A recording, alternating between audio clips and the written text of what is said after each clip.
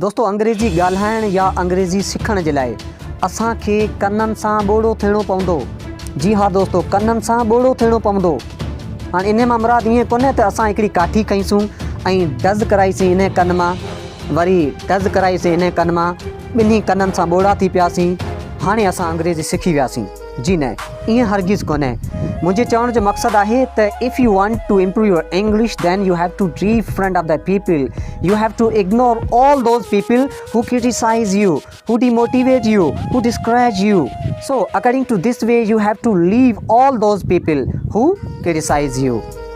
दोस्तों इन ॻाल्हि खे सम्झण जे लाइ मां तव्हांखे हिकिड़ी बहितरीनु ॻाल्हि ॿुधायां थो। हिन ॻाल्हि खे तव्हां थोरो ध्यान सां ॿुधिजो। ॻाल्हि ईअं आहे त हिकिड़ो खूह हुजे थो ऐं हुन खूह में ॿ ॾेॾर हुजनि था ऐं उन खूह जे कप ते कुझु ॿिया ॾेॾर वेठल हुजनि था। साईं थींदो ईअं आहे त हू ॾेॾर खूह खां ॿाहिरि निकिरण जी कोशिशि कंदा आहिनि ऐं जॾहिं त उन खूह जे कप ते वेठल ॾेॾर उन्हनि ते खिलंदा आहिनि ऐं चवंदा आहिनि त तव्हां ॿाहिरि कोन निकिरंदो, तव्हां कोन निकिरी सघंदो, तव्हां हरूभरू पिया कोशिशि कयो, त अहिड़े क़िस्म सां उहे पिया खिलंदा आहिनि ऐं उहे ॾेॾर वीचारा बार बार निकिरण जी कोशिशि कंदा आहिनि। उहे ॿई ॾेॾर 2 दफ़ा 3 दफ़ा 5 दफ़ा मतिलबु त 25-30 दफ़ा कोशिशि कंदा आहिनि, पर उहे ॾेॾर खूह खां ॿाहिरि निकिरी कोन सघंदा आहिनि। नेठि ई हिकिड़ो ॾेॾर सोचे वठंदो आहे त यार वाक़ई मथे जेके ॾेॾर वेठल आहिनि उहे वाक़ई सही पिया चवनि, इन खूह खां ॿाहिरि निकिरणु इम्पॉसिबल आहे। ऐं जॾहिं त ॿियो ॾेॾर वरी वंस अगेन कोशिशि कंदो आहे ऐं खूह जे अधु ताईं वेंदो आहे, वरी वापसी किरंदो आहे, वरी ॿाहिरि निकिरण जी कोशिशि कंदो आहे, वरी वापसी किरंदो आहे, ऐं जॾहिं त हिकिड़ो दफ़ा वरी कोशिशि कंदो आहे ऐं नेठि उन खूह खां ॿाहिरि निकिरी ईंदो आहे ऐं आख़िर में ख़बर पवंदी आहे त हू ॾेॾर कननि खां ॿोड़ो हो।